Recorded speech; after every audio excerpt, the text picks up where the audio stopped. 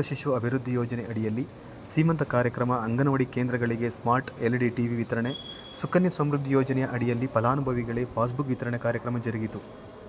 ಇದೇ ಸಂದರ್ಭದಲ್ಲಿ ಜಿಲ್ಲಾ ಪಂಚಾಯತ್ ಮುಖ್ಯ ಕಾರ್ಯನಿರ್ವಾಹಕ ಅಧಿಕಾರಿ KR ನಂದಿನಿ, ಕೃಷಿ ಜಂಟಿ ನಿರ್ದೇಶಕರಾದ ಅಶೋಕ್, ತೋಟಗಾರಿಕೆ ಇಲಾಖೆ ಉಪನಿರ್ದೇಶಕರಾದ ರೂಪಾಶ್ರೀ, ಕಾರ್ಮಿಕ ಇಲಾಖೆ ಜಿಲ್ಲಾಧಿಕಾರಿ ಸವಿತಾ, ಪ್ರಭಾರ ಅಧ್ಯಕ್ಷರಾದ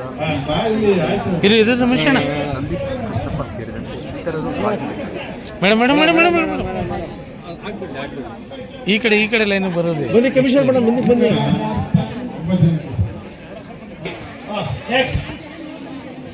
ಕಾರ್ಮಿಕರ ಇಲಾಖೆ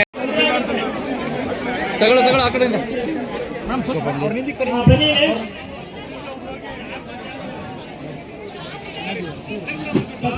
ಬಿಟ್ಬಿಡಿ.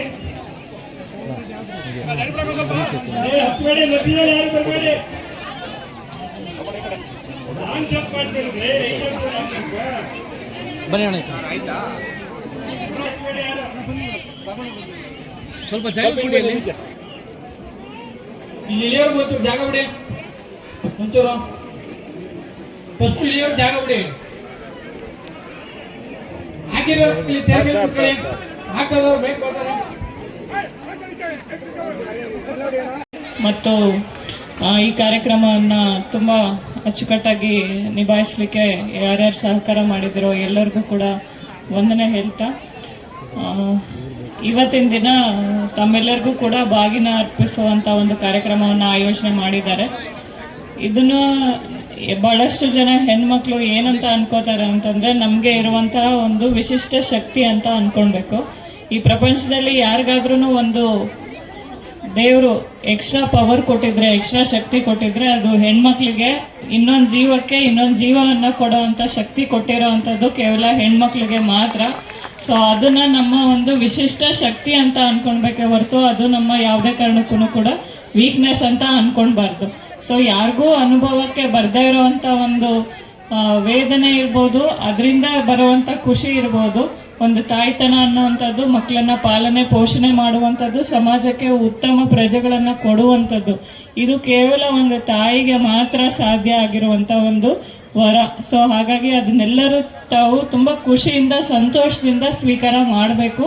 ಅದನ್ನು ನಮಗಿರುವಂಥ ಶಕ್ತಿ, ನಮಗೆ ಇರುವಂತಹ ವರ ಅಂತ ನೀವು ಎಲ್ಲರೂ ಅಂದ್ಕೊಳ್ಬೇಕು. ಸೊ ಹಾಗಾಗಿ ಏನೇ ಒಂದು ಚಾಲೆಂಜ್ ಬಂದಾಗೂ ಲೈಫಲ್ಲೂ ನಾವು ಹೆಣ್ಮಕ್ಳಪ್ಪ ನಮ್ಗೇನಾಗುತ್ತೆ ಅಂತ ಒಂದು ಹೆಜ್ಜೆ ಹಿಂದೆ ಇಡೋ ಬದಲು, ನಾವು ಹೆಣ್ಮಕ್ಳಪ್ಪ ನಮ್ಗೆ ಇನ್ನೂ ಒಂದು ಶಕ್ತಿ ಎಕ್ಸ್ಟ್ರಾ ಕೊಟ್ಟಿದ್ದಾನೆ ದೇವರು, ಒಂದು ಜೀವಕ್ಕೆ ಜೀವ ಕೊಡೋ ಶಕ್ತಿ ಇದೆ ಅಂತಂದರೆ ಯಾವ ಕಷ್ಟನೂ ಮಾಡೋಕ್ಕೇನೂ ಇಲ್ಲ, ಎಲ್ಲನೂ ಮಾಡೋಕ್ಕೆ ಖಂಡಿತವಾಗ್ಲೂ ಸಾಧ್ಯ ಅಂತ ನೀವು ಶಿಕ್ಷಣ ಕ್ಷೇತ್ರದಲ್ಲಾಗಲಿ ಅಥವಾ ನೀವಾಗಿ ನೀವು ಒಂದು ದುಡ್ದು ಒಂದು ಮನೆಯನ್ನು ನಡೆಸುವಂಥದ್ದು ಇರ್ಬೋದು, ಮಕ್ಕಳನ್ನ ಒಂದು ಉತ್ತಮ ಪ್ರಜೆಗಳನ್ನಾಗಿ ಮಾಡುವಂಥದ್ದು ಇರ್ಬೋದು, ಎಲ್ಲ ಕೂಡ ಮಾಡಲಿಕ್ಕೆ ಇವತ್ತು ಹೆಣ್ಮಕ್ಳಿಗೆ ಖಂಡಿತವಾಗ್ಲೂ ಸಾಧ್ಯ ಇದೆ.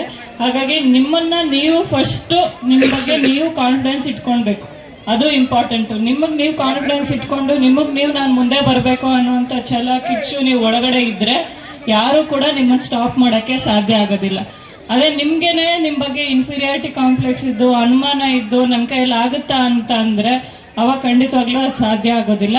ಹಾಗಾಗಿ ಎಲ್ಲರಿಗೂ ಕೇಳೋದಿಷ್ಟೇ, ಜೀವನದಲ್ಲಿ ಏನು ಅವಕಾಶ ಬರಲಿ ಅಂತ ಕಾಯಬಾರ್ದು, ನಿಮಗೆ ಬೇಕಾಗಿರೋ ಅವಕಾಶನ ನೀವೇ ಕ್ರಿಯೇಟ್ ಮಾಡ್ಕೊಳ್ಬೇಕು. ನೀವೇ ಸಿಕ್ಕಿರೋಂಥ ಅವಕಾಶಗಳನ್ನು ಕಲ್ಪಿಸ್ಕೊಂಡು ನಿಮ್ಮ ಮಕ್ಳಿಗೂ ಕೂಡ, ನಿಮ್ಮ ಒಂದು ಕುಟುಂಬಕ್ಕೂ ಸಮಾಜಕ್ಕೂ ನೀವೇನು ಕೊಡುಗೆ ಕೊಡಬೇಕಾಗುತ್ತೋ ಅದನ್ನೆಲ್ಲನೂ ಖಂಡಿತವಾಗ್ಲೂ ಕೊಡಿ.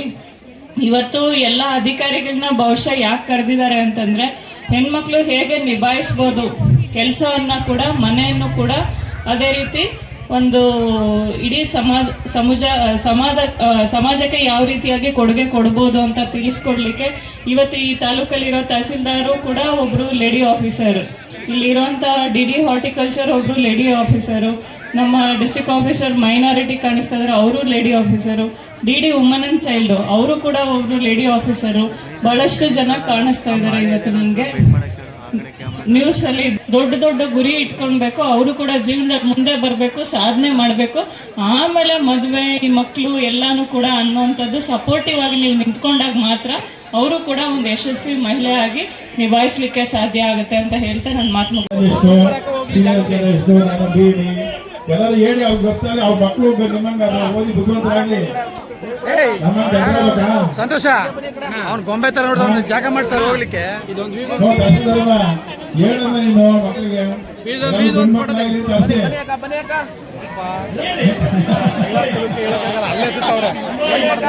ಹೆಣ್ಮಕ್ಳಾದ್ರೆ ನಮ್ಮ ಬುದ್ಧಿವಂತ ಮಕ್ಕಳು ಎಲ್ಲ ಅಧಿಕಾರಿಗಳಾಗ್ಲಿ ನೀವು ಅದುಗಳಾಗುದಿಲ್ಲ ಹೆಂಗ್ ಮಾಡೋದು.